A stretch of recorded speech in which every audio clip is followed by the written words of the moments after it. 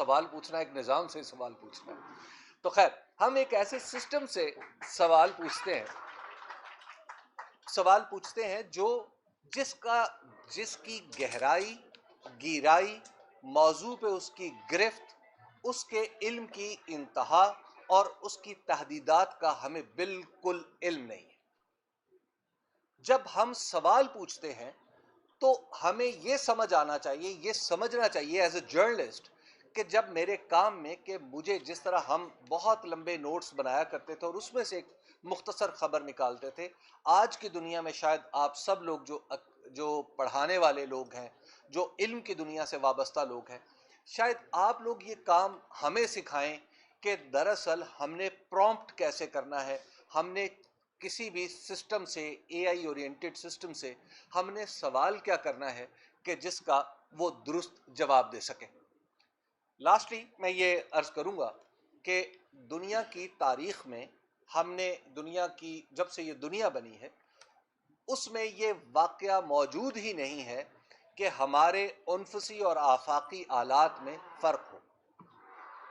ہم نے جب بھی دیکھا وہ یہ دیکھا کہ ہمارے جو ٹولز ہیں ہم نے جو بنائے، یہ کیمرہ بنایا تو اس نے مصوری کی جو میرے ہاتھ کا کام تھا، موئے قلم کا کام تھا، اس کو اس کیمرے نے اپنے ہاتھ میں لے لیا، لیکن دراصل میرے ہی تصور کی عکاسی اس میں آئی.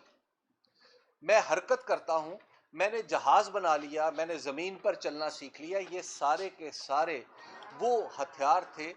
وہ اوزار تھے جو دراصل میری ہی جسمانی صلاحیت کو بڑھا دیتے تھے. یہ پہلا سسٹم ہے، پتہ نہیں اس کو اوزار کہنا مناسب ہے یا نہیں،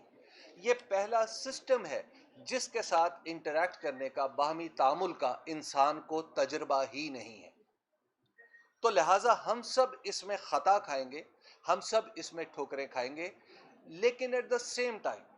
اب آپ یہ سوچ لیجئے ہماری یونیورسٹیز، شاید یونیورسٹیز زیادہ مناسب جگہ ہیں اس بات پہ غور کرنے کے لیے کہ تعلیم و تعلم کے لیے اور اخبار یا خبر رسانی کے لیے یا اطلاع رسانی کے لیے یا کسی اور موضوع کو سکھانے اور پڑھانے کے لیے، کیا آج انسانی انٹرفیس اس کی کوئی ضرورت رہ گئی ہے؟ کیا آئندہ 10 سال بعد اس کی کوئی ضرورت رہے گی؟ کیا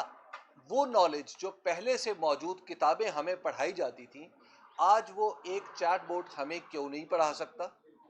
اور کیا یہ محض ہماری عادات کا قصہ ہے جو ہمارے راستے میں رکاوٹ ہے، یا ہمارا کوئی ذہنی عدم تحفظ ہے،